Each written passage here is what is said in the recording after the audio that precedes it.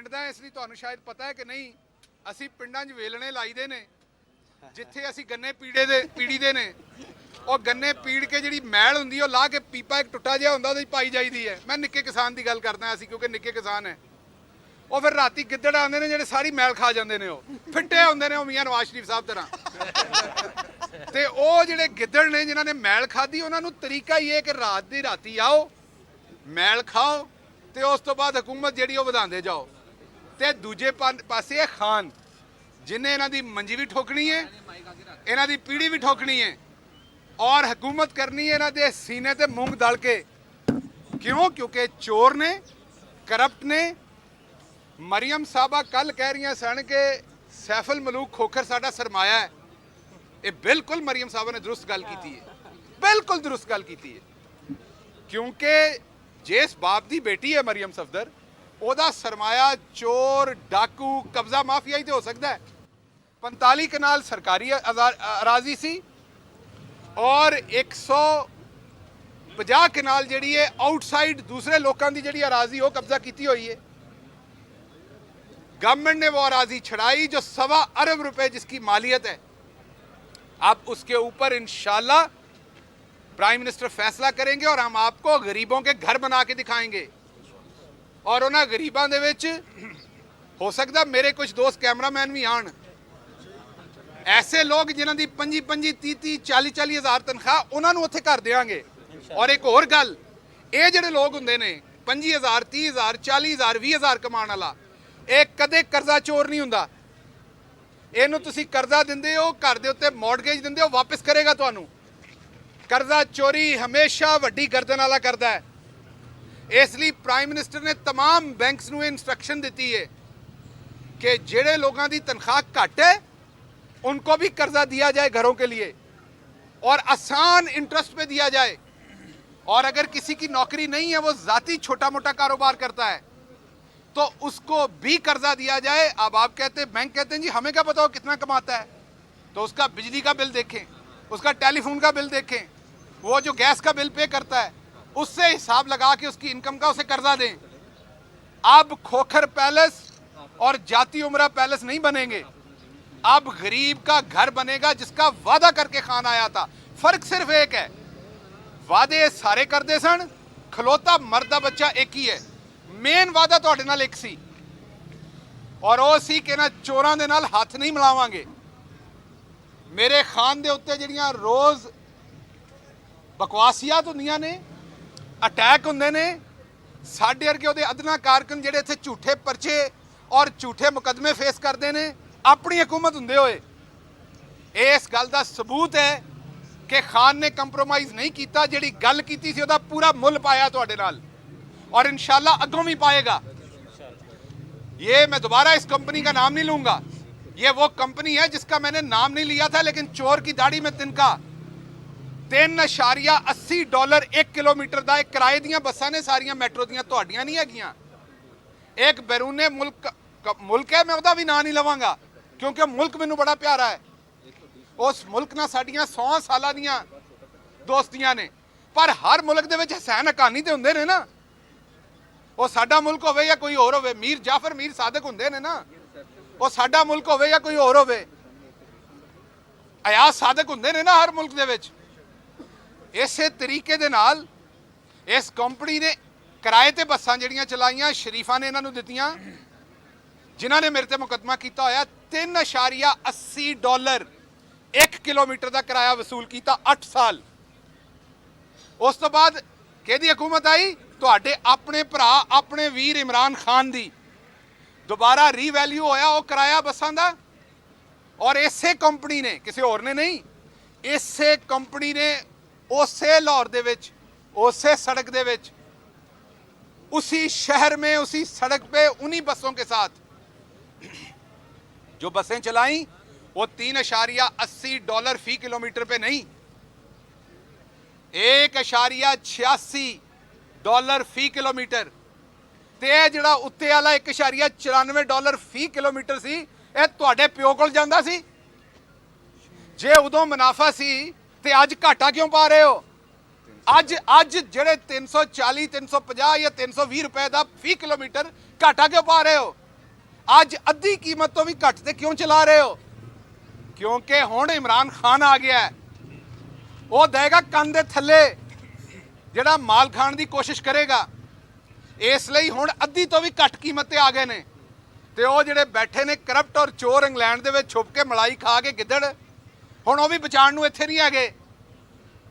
ਤੇ ਹੁਣ ਪਿੜ ਪੈ ਗਿਆ ਜੱਟਾਂ ਵਾਸਤੇ, ਨਾ ਕਚਹਿਰੀ ਕੋ ਨਵੀਂ ਗੱਲ ਹੈ ਤੇ ਨਾ ਥਾਣੇ ਤੇ ਨਾ ਮੁਕੱਦਮੇ। जट का पुत तुन के रखांगा। ਤੁਹਾਨੂੰ मैं ये गल दस दिया, जितने मुकदमे करोगे उतनी आवाज में इजाफा होगा। आप बल्कि मेरी मदद कर रहे हैं, मेरी ट्रेनिंग कर रहे हैं बहुत सारी चीज़ों की।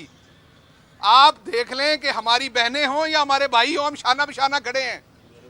आखिरी बात मैं आपकी खिदमत में करूं, कल प्राइम मिनिस्टर साहिवाल गए थे, 1320 मेगावाट का पंजाब दी एक लह लहांदी धरती दे उत्ते कोले दा प्लांट लाया गया, 320 मेगावाट दा।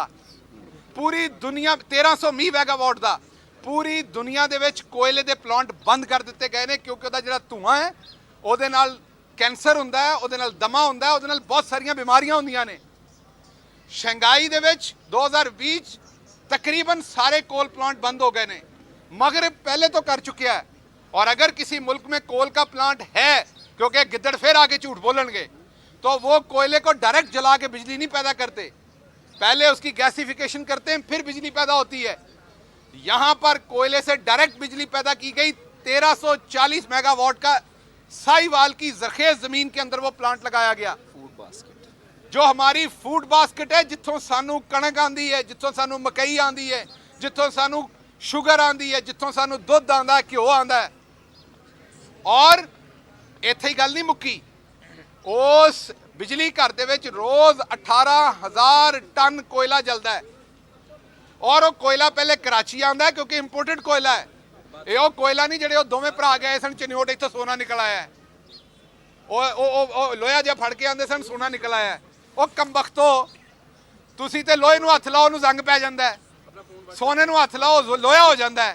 तुहाडी किस्मत एडी अपने लिए चंगी है ते आवाम लिए भैड़ी है। साडा सोना तुहाडे हत्थों कित्थों निकलना है? एनीवेज, वो पहले कोयला इंपोर्ट किया जाता है कराची से, फिर उसका पैसा दिया जाता है अजाफी, और साहिवाल में आके जलाया जाता है। कल का जो AQI एयर क्वालिटी इंडेक्स, जो एयर की क्वालिटी बताता है, उसके हिसाब से पाकिस्तान का कल का, मैं आपको कल का बता रहा हूं, सॉरी परसों का 28 तारीख का मैंने चेक किया था। पहले नंबर पे लाहौर तकरीबन 257 था स्कोर, दूसरे नंबर के ऊपर कराची 237 था स्कोर, और तीसरे नंबर पे साहिवाल 187 था स्कोर। अब साहिवाल छोटा सा शहर है, तो फैसलाबाद होना चाहिए था, मुल्तान होना चाहिए था, हो तो अल्लाह करे कोई भी ना, लेकिन आबादी के लिहाज से उनकी आवाज वालूदा जहां सनदे हैं, सियालकोट होना चाहिए था। साहिवाल वालियां दा की कसूर है? हाँ, उन्होंने एक कसूर है, उन्होंने पिछले 2-3 साल इन्होंने चोरों को वोटां दित्तियां। ये चोर वो ने जेड़े आंदे ने मगर मैनू मारना है तो बाहर वाले पासे मारियो ताकि लोगों को सट नजर आवे। यही बिजली घर जो है ये उधर लग सकता था कहीं कोस्टल बेल्ट के ऊपर भी, जहां आबादी नहीं थी दूर दराज, और वहां सस्ता भी पड़ना था, कोयला डायरेक्ट वहां आ जाता। लेकिन फिर पंजाब च चिमनियां कितों नजर आनियां सन, असी तो वोट इत्थों लैने सन। सो ये वो चोर हैं जिनको इमरान खान ने हाथ डाला है। सारी उम्र कहते रहे सेनेट में पैसा चलता है, अब ये खुद कहते रहे या नहीं कहते रहे? जब इसी धरती दे पुत्र चौधरी सरवर ने इन्हां कोलों 35 वोट ले, इन्हां दे सीने ते मूंग दल के, तो ये रो रहे थे। हमारी एक दोस्त उस्मा बुखारी साहबा रो रही थी तब, कि ये आंसुओं से रो रही थी कि ये चौधरी सरवर को कहां से वोट पड़ गए, इन्होंने वोटों की खरीदारी की है। तो आओ हुण फिर ओपन बैलेट करो, पता लगे दुध दा दुध पानी दा पानी होए। इमरान खान क्रिकेट में भी इंडिपेंडेंट एम्पायर लाया था, ट्रांसपेरेंसी लाया था। इमरान खान आज भी सेनेट में भी वही बात कर रहा है कि सामने लाएं किसने सेनेटर बनना है। जो 50, 60, 80 करोड़ लगा के सेनेटर बनेगा वो फिर कौम की बात नहीं करेगा, वो पहले 80 दे नाल 80 ते बनाएगा ना। वो जिस वेले 1.5 अरब बनाएगा तो उत्थों अगे कोई काम शुरू होएगा। सो भाई जी, जिन्हां रकमां लाइयां होंदियां ने वो पहले रकमां पूरियां करते ने। सो इमरान खान हर मुमकिन कोशिश करेगा आवाम से किए हुए वादे की अदालत में है, मौजूद अदालत में, वहां से बात ना बनी तो हम इंशाल्लाह असम्बली के अंदर इसको आईनी तरमीम लेके आएंगे और ਤੁਹਾਨੂੰ ਜਿਵੇਂ ਅਸੀਂ ਦੁੱਧ ਕਾੜੀਦਾ ਤੇ ਪਾਣੀ ਬਾਹਰ ਨਿਕਲ ਜਾਂਦਾ ਤੇ ਦੁੱਧ ਰਹਿ ਜਾਂਦਾ ਤੇ ਉਸ ਤੋਂ ਬਾਅਦ ਖੋਇਆ ਰਹਿ ਜਾਂਦਾ ਥੱਲੇ, ਇੰਜ ਹੀ ਹੈ ਨਾ। ਇਸੇ ਤਰੀਕੇ ਨਾਲ ਮੈਂ ਪਿਛਲੀ ਵਾਰੀ ਵੀ ਕਿਹਾ ਸੀ ਚਿਪਸ ਦਾ ਪੈਕਟ ਖੋਲੋ ਤੇ ਵਿੱਚੋਂ ਸ਼ਬਾਸ਼ ਸ਼ਰੀਫ ਬਾਹਰ ਨਿਕਲ ਜਾਂਦਾ ਹੈ ਤੇ ਥੋੜੀ ਜਿਹੀ ਚਿਪਸ ਰਹਿ ਜਾਂਦੀ ਹੈ। ਤੁਹਾਨੂੰ ਇਸੇ ਤਰੀਕੇ ਨਾਲ ਦੀ ਸਾਰੀ फूक ना निकली नजर आवे इस बारी ते गल करना। मैं आज बता देता हूं आपको, ये सारे चोर कभी भी आईनी तरमीम के साथ सौखे तरीके नाल खड़े नहीं होंगे, फसे होंगे। और फसे किस तरह होंगे? जदों आवाम धक्के खड़ा करेगी कि नहीं ये तरमीम करो, और इंशाल्लाह आवाम से भी रब्ता करेंगे, पार्लियामेंट में भी फाइट करेंगे, क्योंकि अगले 2-3 साल भी आपको ये चीखते नजर आने। वजह एक है, हम हुकूमत में हैं, अगर हम आज इनसे सौदेबाजी कर लें, 2-3 सौदेबाजियां हैं, बड़ी वाजे बता देता हूं। नंबर 1, 34 शिकें लिख के दी थी जो सारे ही मान गए थे। मैं अफसोस के साथ कहता हूं सारे ही मान गए थे, एक नहीं माना था, सिर्फ एक बंदा, और उसी बंदे को मैंने कोरोना में भी अकेले को खड़े देखा था। मैं ये अल्लाह को हाजिर नाजिर जान के कसम के साथ कहता हूं, मैंने तब भी खुदा की कसम उसको अकेले खड़े देखा था। कोई पाकिस्तान में उसके साथ उस टाइम भी नहीं खड़ा था, गरीब आदमी के अलावा।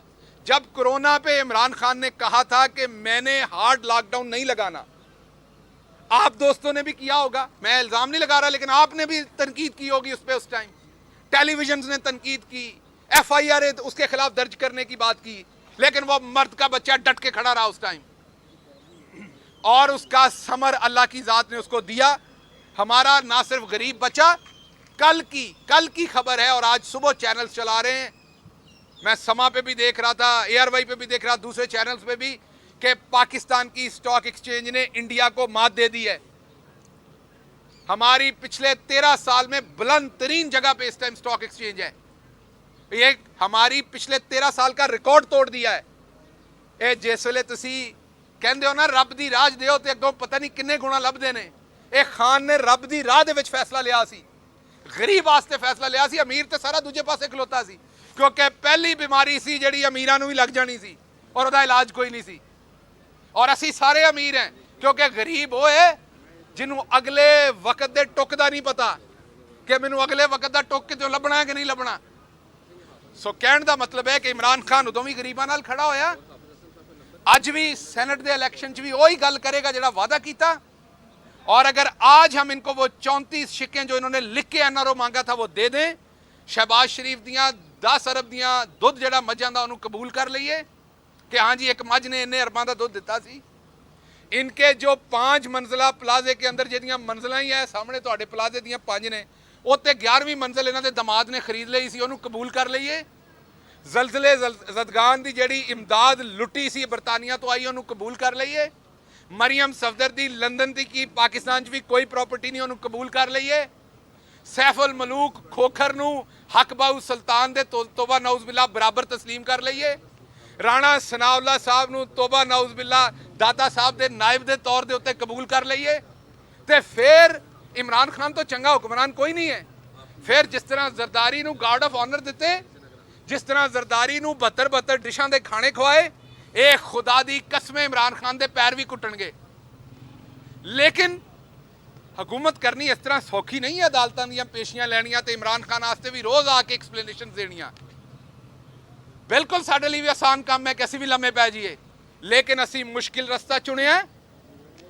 इमरान खान साडे लीडर ने मुश्किल रस्ता चुनिया, इंशाअल्लाह उत्थे खड़े रवांगे।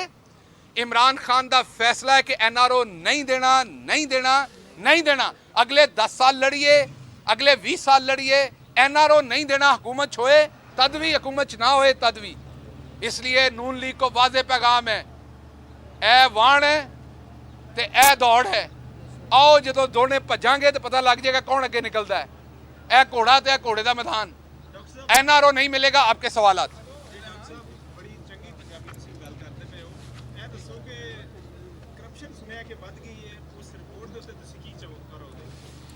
देखो, गल ये है कि करप्शन जिहड़ी है वो जिहड़ी रिपोर्ट आई है वो परसैप्शन बेस कर दी है कि करप्शन की परसैप्शन वध गई है। 2 चीज़ों के उत्ते सानू स्कोर घट मिले है। ਆਮ ਲੋਕਾਂ ਵਾਸਤੇ ਮੈਂ ਦੱਸ ਦਿਆਂ, ਇੱਕ ਕਿ ਲੋਕਾਂ ਨੂੰ ਇਨਸਾਫ ਨਹੀਂ ਮਿਲਦਾ ਕਾਨੂੰਨ ਦੇ ਨਿਜ਼ਾਮ ਚੋਂ। ਅਸੀਂ ਮੰਨਦੇ ਹਾਂ ਸੱਚ ਹੈ ਗੱਲ, ਇਹਨੂੰ ਬਦਲਣਾ ਪੈਣਾ ਹੈ। ਇਹਨੂੰ ਬਦਲਣ ਵਾਸਤੇ ਤੁਹਾਨੂੰ ਤਰਮੀਮਾਂ ਕਰਨੀਆਂ ਪੈਣੀਆਂ ਨੇ, ਤੁਹਾਨੂੰ ਕਾਨੂੰਨ ਚੇਂਜ ਕਰਨੇ। ਤੁਸੀਂ ਵਕੀਲ ਹਜ਼ਰਾਤ ਖੜੇ ਹੋ, ਤੁਹਾਨੂੰ ਪਤਾ ਹੈ ਤੁਹਾਨੂੰ ਕਾਨੂੰਨ ਚੇਂਜ ਕਰਨੇ ਪੈਣੇ ਨੇ। ਸਾਡੇ ਕੋਲ ਇਸ ਵੇਲੇ ਤੱਕ ਤੇ ਉਹਦੇ ਵੋਟ ਨਹੀਂ ਹੈਗੇ, ਜਿਸ ਵੇਲੇ ਹੋਣਗੇ ਉਹ ਵੀ ਕਰਾਂਗੇ। ਔਰ ਅਸੀਂ ਆਪਣੀ ਆਲਾ ਅਦਲੀਆ ਕੋਲੋਂ ਵੀ ਗੁਜ਼ਾਰਿਸ਼ ਕਰਾਂਗੇ ਕਿ ਇਸ ਚੀਜ਼ ਨੂੰ ਅਸੀਂ ਸਾਰੇ ਬਹਿ ਕੇ ਇਕੱਠੇ ਰਿਵਿਊ ਕਰੀਏ। ਸਾਡਾ ਕੰਮ ਪੁਲਿਸ ਨੂੰ ਦੇਖਣਾ, ਉਹਨੂੰ ਦਰੁਸਤ ਕਰੀਏ ਔਰ ਇਸ ਕੰਮ ਨੂੰ ਠੀਕ। ਦੂਸਰੀ ਚੀਜ਼ ਜਿਹੜੀ ਪਰਸੈਪਸ਼ਨ ਹੈ ਉਹ ਹੈ ਕਿ ਜਿਹੜੇ ਡੈਮੋਕ੍ਰੇਸੀ ਦੇ ਅਦਾਰੇ ਨੇ ਉਹਨਾਂ ਤੋਂ ਆਵਾਮ ਦੀ ਜਿਹੜੀ ਤਵੱਕੁਆਤ ਸਨ, ਤੇ ਡੈਮੋਕ੍ਰੇਸੀ ਤੇ ਦੋਨੋਂ ਇਕੱਠੇ ਹੁੰਦੇ ਨੇ, ਹਕੂਮਤ ਵੀ ਹੁੰਦੀ ਹੈ ਤੇ ਆਪੋਜੀਸ਼ਨ ਵੀ ਹੁੰਦੀ ਹੈ। ਤੇ ਉੱਥੇ 35% ਦੇ ਉੱਤੇ ਜਾਂ ਜਿਸ ਵੇਲੇ 30% ਤੇ ਚੋਰ ਬੈਠੇ ਨੇ ਸਿੰਧ 'ਚ, ਤੇ ਉੱਥੋਂ ਜਿਹੜਾ ਸਕੋਰ ਨਿਕਲਣਾ ਉਹ ਵੀ ਸਾਡੇ ਤੇ ਪੈਣਾ ਹੈ ਜਾਂ ਨਹੀਂ ਪੈਣਾ। ਤੇ ਉਹਨਾਂ ਚੋਰਾਂ ਦਾ ਵੀ ਹਿਸਾਬ ਲਵੋ। ਉਹ ਐਡੇ ਬੇਸ਼ਰਮ ਨੇ, ਟੀਵੀ ਤੇ ਆ ਕੇ ਇਸ ਰਿਪੋਰਟ ਨੂੰ ਗਲਤ ਕਹਿ ਰਹੇ ਨੇ ਸੋਚਿਓ ਬਗੈਰ कि 35% खेत ਤੁਹਾਡੇ ਮੂੰਹ ਤੇ है। इमरान खान के किसी वजीर पे अगर तो करप्शन का इल्ज़ाम है तो बताएं।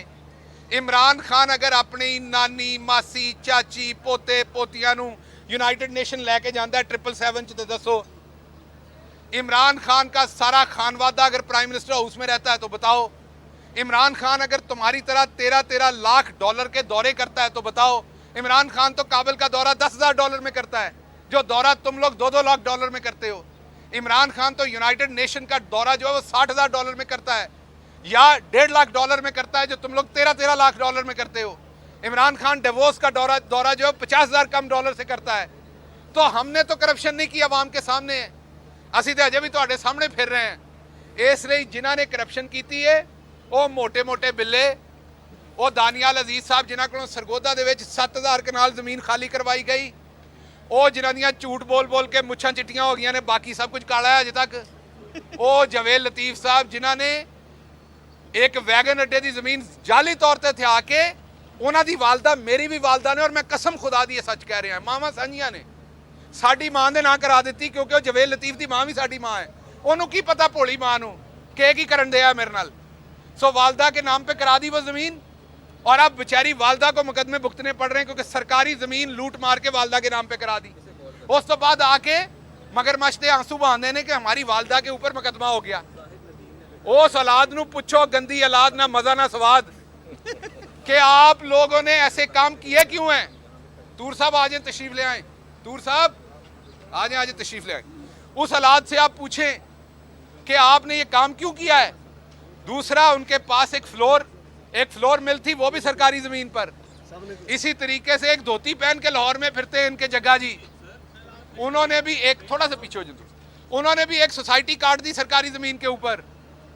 तो आप इनके जड़ा पन्नोंगे वही लाल निकलेगा। ये है ही कब्जा माफिया सारा जी। अच्छा गिल साहब, ये बताएं कि आप जब पहली बार अदालत पेश हुए तो आपके खिलाफ नारे लगे थे, आज आपको फूलों की पत्तियां पेश की गई हैं, तो ये कैसा सफर है नारों से फूलों की पत्तियों तक।